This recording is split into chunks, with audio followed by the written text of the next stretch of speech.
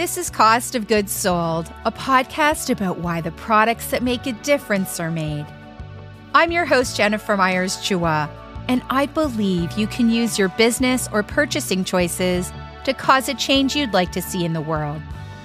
Join me for conversations with intentional entrepreneurs, thoughtful designers, and responsible creators and curators building for-profit companies that create positive social and environmental change.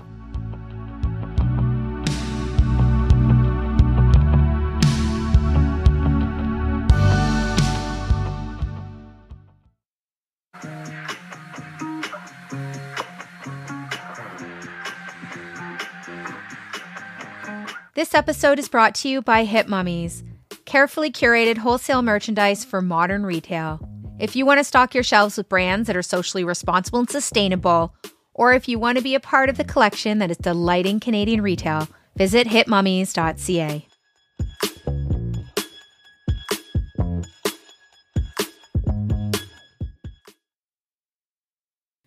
Hello, everyone, and welcome. You're listening to Cost of Goods Sold with Jennifer Myers-Chua, episode 11.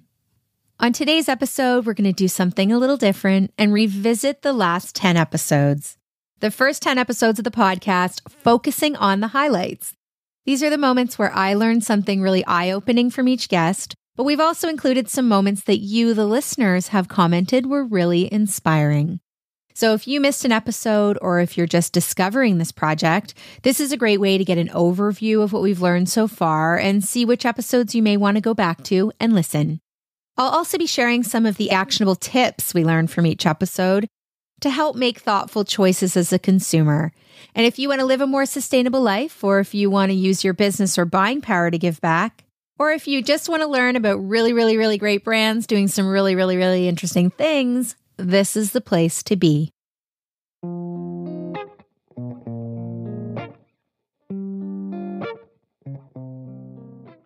In the very first episode, episode 1, we meet Rebecca Saha. She's a kindergarten teacher and the founder of Tiny Toy Co. With her business, Rebecca repurposes tiny plastic toys that would otherwise go into landfill into educational kits. And part of Rebecca's mission is to encourage children to do things differently and become a different kind of consumer. And through her upcycled educational kits and her hands-on educational workshops, Rebecca is taking her background in early childhood education and her commitment to sustainability and doing just that. In this episode, Rebecca had a lot to share about good intentions, why we need to be mindful as consumers about what we are buying, and where items like those drive-through toys will actually go if we donate them. But one thing that Rebecca touched on that really stood out to me was about upcyclers, the businesses that use found or donated materials and repurpose those into other goods.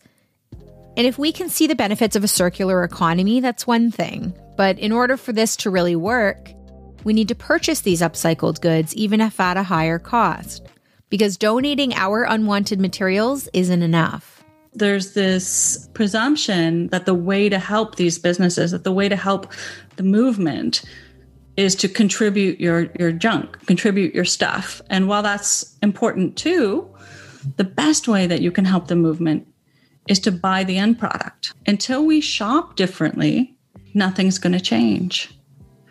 If you give me your bags and bags of toy junk and you feel great about the fact that it's going to be reused instead of going to landfill, that's amazing.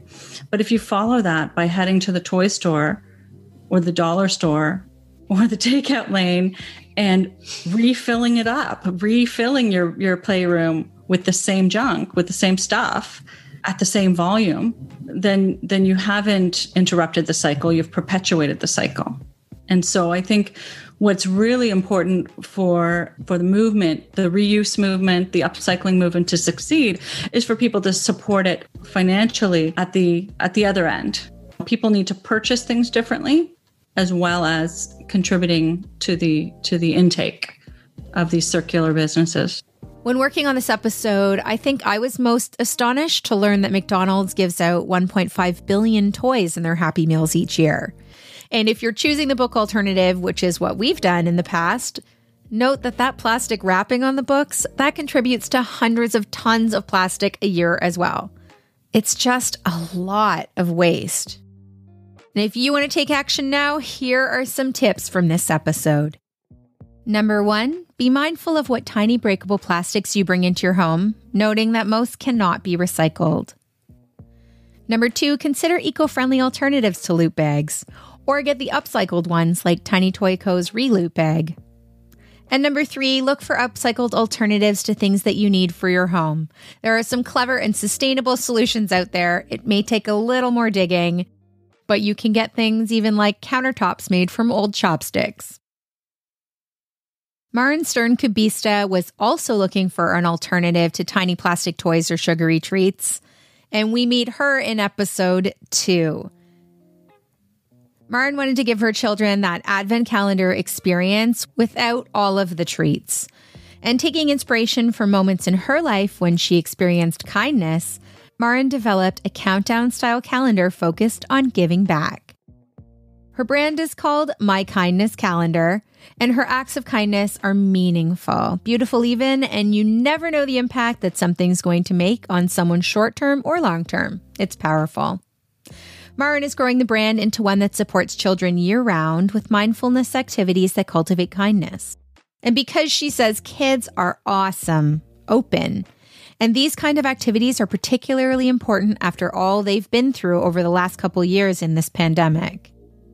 I am always aware of the potential of kids. I am never surprised to see kids doing amazing things because I think that's the default. I think the default is you're awesome and you're amazing.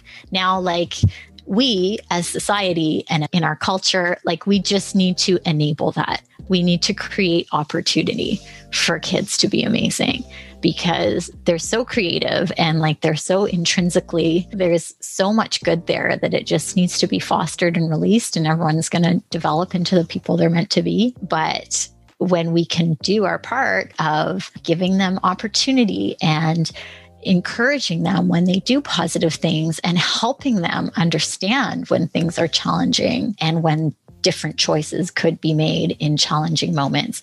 That's just enabling them to live through their potential. So I'm for sure hopeful. And talk about resilience, what kids are going through right now, there's no doubt that it's having a humongous cost on everybody's mental health, parents and kids.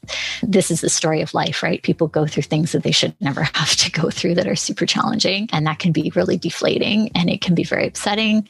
And it can also be a chance. I choose to see difficult moments as an opportunity to really build resilience. Well, this episode had me considering my own traditions, particularly surrounding the holidays. And Maren pointed out how early children understand the concept of receiving gifts and then that expectation of gifts at certain occasions.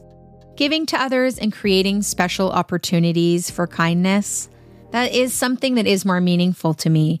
But how have I been modeling this to my child, and how can we build more meaningful traditions around giving? It's worth a thought. Want to take action now? It sounds simple, but the easiest thing you can do to spread kindness is to be kind. Want to brighten someone's day today? Here's a tip. Maren says that one of the most popular of her kindness activities, and the one that she sees shared most on social media, is baking cookies and bringing them to a friend. In episode 3, we chat with Kimberly West, who is someone that I've followed for a long time, since the early days of her business, KidSwag.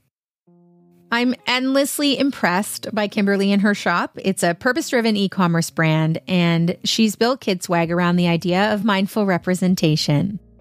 With her business, she's made a big impact in the lives of BIPOC children who don't generally see themselves represented in the toy aisle. And out of all of the episodes featured here, I think this is the one where we learn most about the founder. Kimberly digs deep into her past, events that have shaped how she sees the world this way, and we get a really good understanding of her why she is on a mission to help raise confident kids that appreciate difference. I don't think people recognize or understand the psychological impact of not seeing yourself. One of the things that I did as I delved more into kid swag was reading a lot more. And I came across a study and it was saying by the age of 3, and it happens earlier, but age 3 is quite pivotal. By the age of 3, your child is really understanding their world based off of race. So they're categorizing people and giving them certain characteristics and traits. So this is the beginning of stereotyping at age 3. And so you can imagine if in that period of time, they haven't seen themselves, they're also characterizing themselves as being something that's less than or not really part of the world that they're in. If it is a child that's white and they're seeing themselves, then it makes it that much harder for them to, even as they get older, for them to acknowledge or understand the pain that probably someone that doesn't look like them has experienced their whole life. Because in their world, it would be a feeling of like, why does race matter? It's not really a construct. Why can't we all be the same? They've had the luxury of being able to identify as just being themselves more so than being white. This episode had so many light bulb moments and so many things that I haven't considered as a white woman or a white business owner or a mother, even though I'm raising a multiracial child. And Kimberly is a really special gift when it comes to marketing and how she engages her community. Her customers are instant ambassadors for her brand. I just adore Kimberly's approach. And I really appreciate the stories that she told in this episode. It's really worth a listen. And if you want to take action now, here are some tips from this episode. All of us have the opportunity to teach our children to be open and celebrate differences. A great way to start, fill your home library with books featuring a variety of voices and stories from people all over the world. Number 2, want to see representation in the toy aisle? Speak up. Large brands are beginning to take notice and make changes based on consumer demand. And number 3, if you're a creator or a curator, you need to be mindful of bias in product design and shop curation too. In episode 4, I spoke a bit about Hip Mummies and how we came to be and why we've made some of the choices that we have. In the past 7 years, we've taken our distribution business into a brand new direction, putting the planet and our communities first when making decisions. It's been a long road filled with a lot of learnings, and our business just turned 17. And I share a number of things that we learned along the way, particularly in the last 7 years since I've been involved. And I won't go into the recap here, but if you're interested in rebuilding a business or family business dynamics or value-based business or even the world of product-based business or the baby products industry, it's all in this episode. But to leave you with one thing, do your research.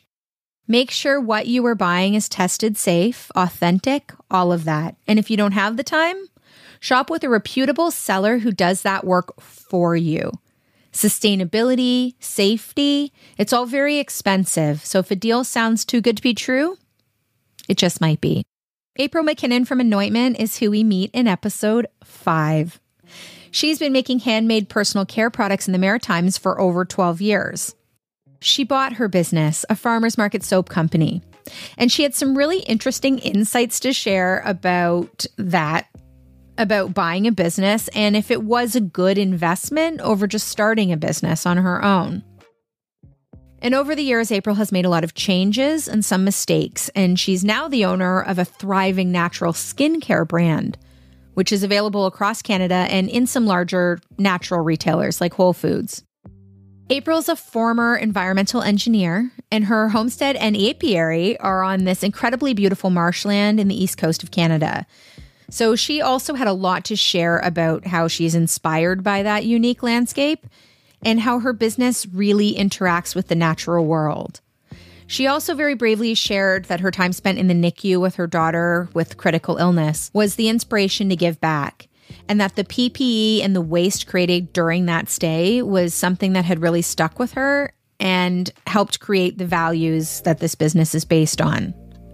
But what got me about this episode was that April talks about the value chain, about how she sources her ingredients, why she chooses the partner she does, and what that means to us as conscious consumers when we are deciding between to potential purchases? I'm a huge proponent of relationship-based business. Shea butter is a great example. I work with a supplier that purchases directly from a women's co-op in Ghana. And so you can see from their videos and from their newsletters what's happening in the village where the shea butter is produced, the fact that the women there have been able to send their children to school because this is the income that they are making from selling the shea butter. And so I really like that for the social responsibility aspect. For someone starting out, you really have to define your ethics, define your values within your business, and don't deviate. So spending time thinking about those things is really important, I think. There are some companies for whom success is measured by bottom line, and other companies for whom success is measured in their work-life balance, and other people for whom success is measured by something else completely. So knowing that is often enough to kind of drive how you decide to purchase. Want to take action now? Here are some tips from this episode. Number 1, look online before you buy. Sites like EWG allow you to look in the potential safety risks of personal care products. Now, these databases are not perfect, but they can give you some insight into what ingredients are in the products you're using. Look at the ingredients, though, not the verified label, because those are paid opportunities. So just be mindful of that. Number 2, passionate about a particular cause? April's brand supports women through pregnancy, postpartum, through a number of ways. It's possible to shop with a brand who have great products and values that align with yours. And number 3, if you're in business or looking to start a business, it's tempting to make something for everyone. But April points out that it's best to define your ethics, define your values within your business, and don't deviate. And over the years, April's offering has gotten smaller and more focused. She suggests niching down, and niching down again. In episode 6, we chatted with Lisa Nguyen from Baubles and Souls. Lisa's toddler shoes are made of this innovative material of sea salt and soy that are 100% recyclable. And with interchangeable baubles, really cute hearts and animals and things like that, you can give the shoe a completely new look with just a twist. Additional features like water resistance make Baubles and Souls incredibly multi-purpose and makes them really the top choice of anyone looking to buy less shoes for their little one. In this episode, Lisa also gave us a bit of insight into building her business and making it onto Shark Tank. And she also chats about her Heart and Souls Fund, a giving back program, which was inspired by her childhood as a refugee and then time spent in Southeast Asia doing pro bono legal work for stateless peoples. What I found interesting about this conversation was Lisa's insight into domestic manufacturing. Lower carbon footprint, less shipping, greater chance that the workers are being paid fairly, and less chance of environmental catastrophes. Our laws are just stricter here in North America. But oftentimes businesses go overseas right away because they don't think there is another option or that it can be cost effective to manufacture close to home. I was doing this research when we were preparing for Shark Tank. And one of the things that a CEO that I was working with at the time, she pointed out, listen, your effective margins is actually better than if you had manufactured it overseas. And here she is talking about the turnaround time for this product, the time that so you have to pay for these products, but then it sits at sea for a month before it gets to America. And also, like, we have the ability to maybe place a lower MOQ, minimum order quantity, when it's made here domestically because it doesn't have to go so far. When you manufacture offshore, you have to plan out your inventory 6 to 12 months in advance, and then you order accordingly. And then your cash goes out as you're waiting for it to come in. So in actual fact, your margins, like the margins is actually higher than you realize because of the amount of time that it takes and how much money you have sitting in inventory, and then you have to sell out of the inventory. For us here, we have the flexibility of a lower MOQ, minimum order quantity.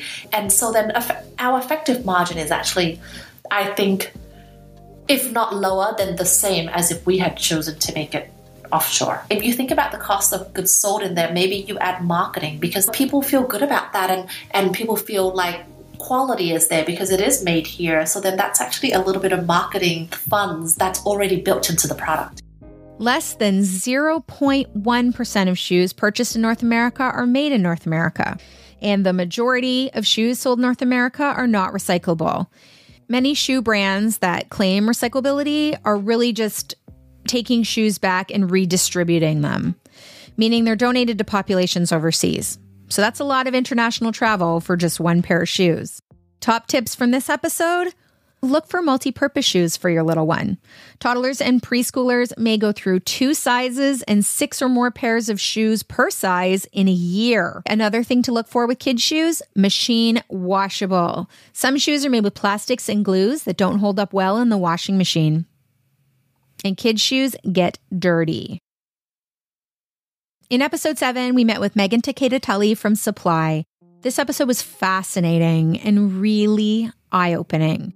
We talked about how much takeout waste is actually created, how that waste is managed, and what the environmental and health effects are from our obsession with convenience. And I think out of all of the last 10 episodes, this is the one that affect my habits in my personal life the most. And if you haven't already listened to this one, it's worth it. Because if you get takeout at all, it's worth a listen. The plastic waste from takeout, it's extreme. Because even before the pandemic, in Canada alone, we were already throwing out 3 million tons of plastic waste, and only 9% of that is actually recycled. The majority of our takeout containers are still made of styrofoam and black plastic, both of which are not recyclable in most parts of the country. So it ends up in landfills, along with billions of plastic utensils, and about 29,000 tons of plastic food waste ends up in our natural environment. We find it in forests, washed up on beaches, stuff like that. So Megan is taking on a really huge issue. Who is responsible? Is it on us as the consumer, the restaurants who are choosing the styrofoam, or should our municipalities get involved, giving subsidies for alternatives? A lot of people assume that because restaurants are using single-use containers, that they don't care about the environment and that that's not a priority for them. The reality is that the restaurant business is so cost sensitive. It's such a low margin business. Despite wanting to do what they can for the environment, sometimes even the more environmentally friendly single-use options, they're too expensive for some of these restaurants, right? And if it's between like surviving or not, then they kind of have to survive. But if there's an alternative that works with them, as Supply aims to do, and really partner and understand what their pain points are and try and solve those in a way that's cost effective for them, and really that we have buy-in from them on the model, I think there's a lot to be gained there. One of the other surprising pieces of kind of building Supply and everything that I hadn't really counted on is how much individuals care about this and want it to succeed. I think that now we're building much more community, and it's not just zero wasters. It's a community that supports each other to help build this momentum. And I think that's awesome. And it's so refreshing and energizing. And that's something that I really hadn't anticipated. The willingness of our consumer base to give feedback and help us build this, because that was my intention from the beginning. It's a service and product service that is built from the grassroots up. And I think that's the way to form these sorts of initiatives. And I think that sets you up well for building something that really tackles the issues that people are seeing. Top tips from this episode. Number 1, if you're in Toronto, please sign up for Supply. Megan is on a very important mission, and this is an easy and affordable way to make big impact. If not, seek out restaurants that are using reusable containers or that will pack your food into a container that you've brought. Number 2, avoid takeout containers if you can. The forever chemicals that keep these waterproof are leaching into our waterways and bloodstreams and causing a lot of problems. And number 3, make noise. Tell your local restaurants that you want an alternative. Call your city councillor, because this is really an area that we need to take action. Melita from Q for Quinn is our guest in episode 8. After an impressive career in the financial world, Melita followed her father's footsteps into the world of entrepreneurship, creating organic cotton basics like socks for children. Initially, she was concerned about toxins and dyes that were causing her son to have eczema, but now the focus of the business is more than that. Melita's factories are Okotex certified, and she uses GOT certified cotton. In this episode, we learn what all of that means and why it's so important. And Melita also touches on her Give Back program as well, where she donates meals to children in the developing world.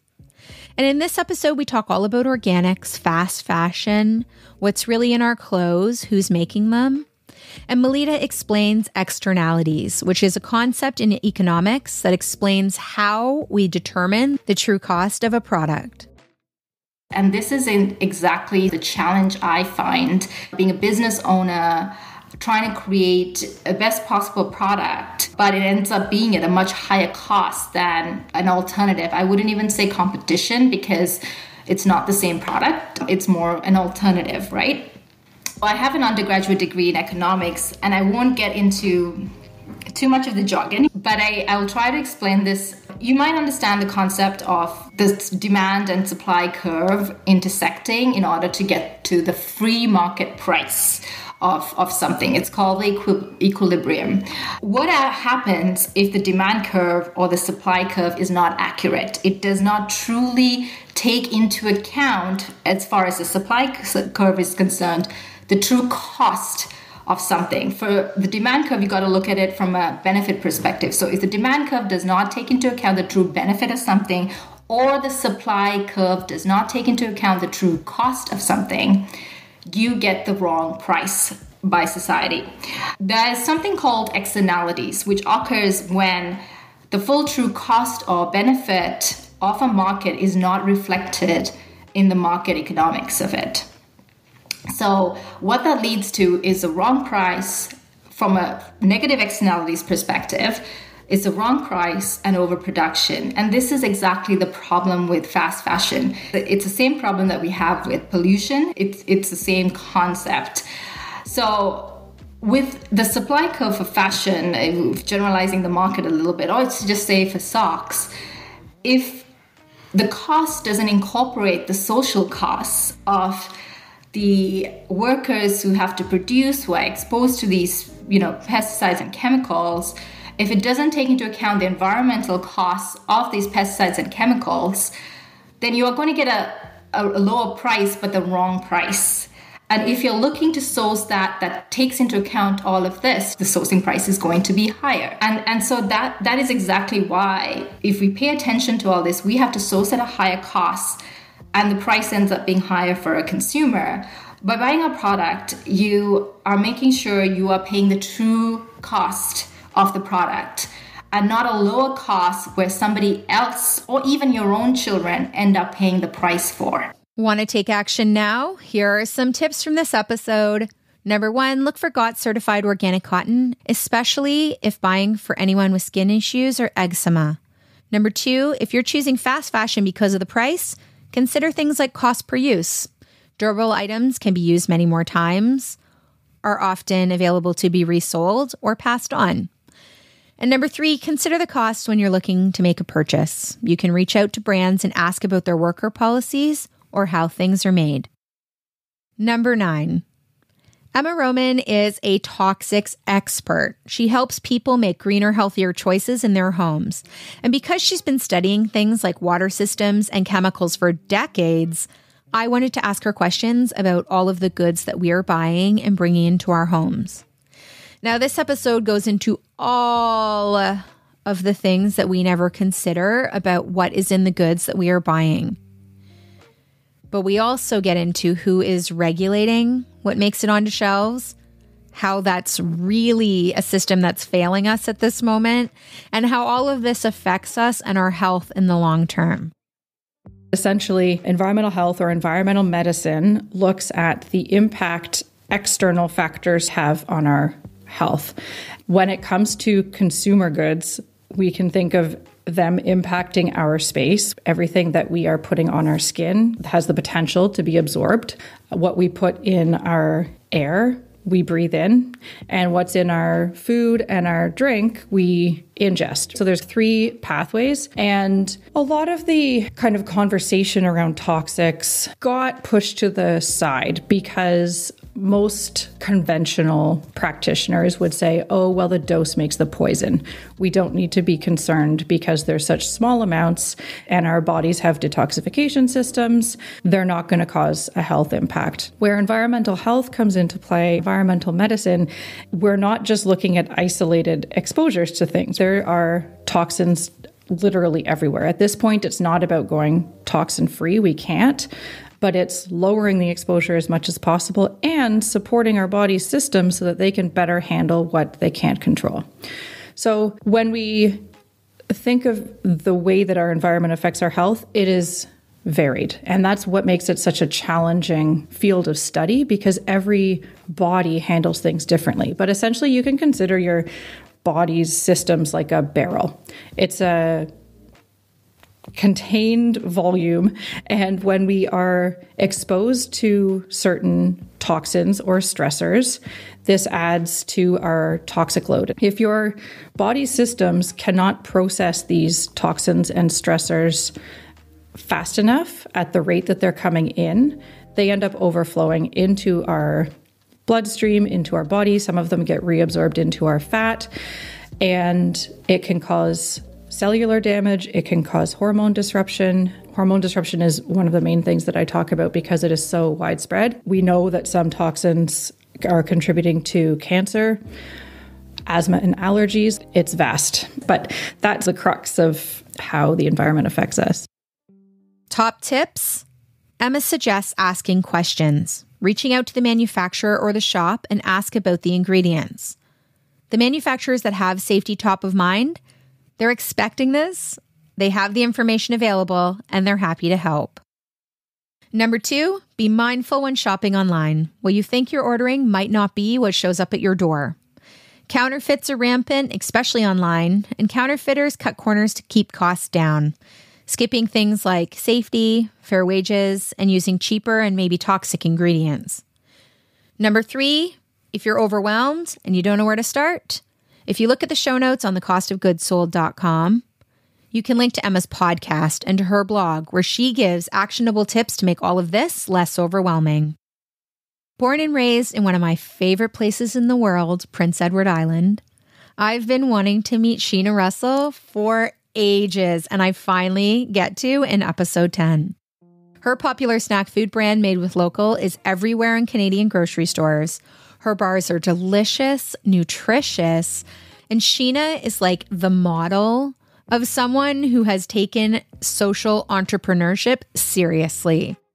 Her innovative business model creates impact in so many ways.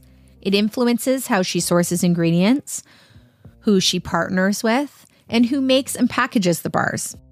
Now, I loved how Sheena claims her business doesn't have this traditional founder story with this aha moment. Instead, she remained open, and all of these experiences, these opportunities have kind of fallen into her lap. It's been serendipitous, like fate, and it's a great story. Our conversation led to a moment where Sheena had to shift her mindset. I've had a similar shift with my own business, and this mindset is about big box or big grocery. It's tempting as a small business to make all of your sales to small businesses and independents and support that. But if you're truly looking to make an impact, mass retail might be the place to go. Because every time that Sheena sells a pallet of goods to Costco, she's supporting that many more Canadian farmers and the workers in her social impact bakery. Every dollar spent with the big box is a dollar that's going directly back into our community. Our bars are all handmade in partnership with social enterprise bakeries that help to train and employ folks who are living with some type of disability or barrier to the mainstream workforce. They're actually producing these products, right? And it creates this beautiful ripple effect out into their lives, their families, their communities. So with that, like those two things married, which is the what it's made of and the how it's made, produces this product that has this like very quantifiable, very real social impact that goes out in all directions. I value this, and our thousands and thousands of Canadian customers value this because they want to nourish their bodies with foods that align with their personal values and their viewpoints in the world. And they have this sense that food, because of all of these things, the food is going to nourish you in a different kind of way than some other kind of like mass-produced bars that are made with kind of meh ingredients. It's a different experience, I believe. And that's what I want people to feel. Like, I want people to have this feeling when they're eating one of our Made with Local real food bars, that it is an experience that connects them to their community. Want to take action now? Here are some tips from this episode. Number 1, shopping for snacks. You want to avoid things like unpronounceable ingredients and palm oil. Palm oil is terrible. It's not healthy for you or the planet. And the industry has contributed to things like the extinction of a number of species, mass deforestation, and it's found in a lot of snack bars. So look out for that. Number 2, if you're looking to build a social enterprise business or a values-driven company, scaling up isn't selling out. It's increasing the size of your impact. So maybe give Costco a chance. And lastly, if you want to make sure you're supporting a company that really is creating impact, look for B Corp certification. It's rigorous, and B Corps have a legal requirement to put the planet and people before profit. If you joined us through the first 10 episodes of Cost of Goods Sold, I'd just like to thank you so much for listening and helping to amplify the voices of these brands that are really, truly making a difference. And if you have the opportunity to share one of these episodes with a friend or a family member of yours that you think could really learn something from this, we would be forever grateful. And I know the brand owners would be as well. You can access all episodes of the Cost of Goods Sold podcast on Apple Podcasts, Spotify, or wherever you get your podcasts. Also, you can visit thecostofgoodsold.com, where we have show notes and transcripts from each episode and all of the links and social media profiles of all of the brands featured. So if you want to connect with them, you can find the links on our website. This episode was brought to you by Hip Mummies, carefully curated wholesale merchandise for modern Canadian retail. If you want to stock your shelves with carefully vetted, proven safe and thoughtfully designed brands, or if you're looking for Canadian distribution and representation, visit hipmummies.ca. Thank you for joining us this week. If you want to find out more about this episode or any of the previous episodes, please visit thecostofgoodsold.com. Have a founder story that you think we should feature?